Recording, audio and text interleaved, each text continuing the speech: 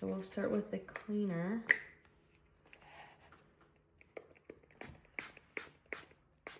Kind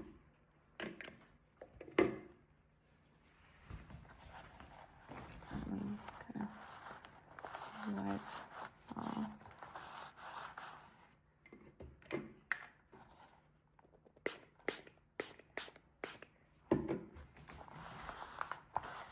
Actually smells really good too.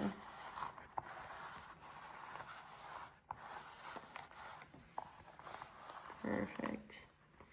So then you kind of wipe and dry it with the cloth, and then it says shake the conditioner well and apply a small amount onto the round applicator.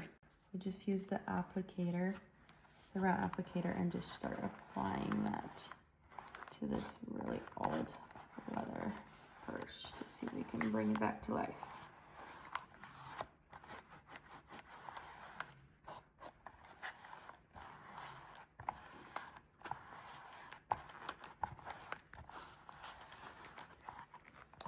You can see how dirty it was, but I don't know if you can see the difference.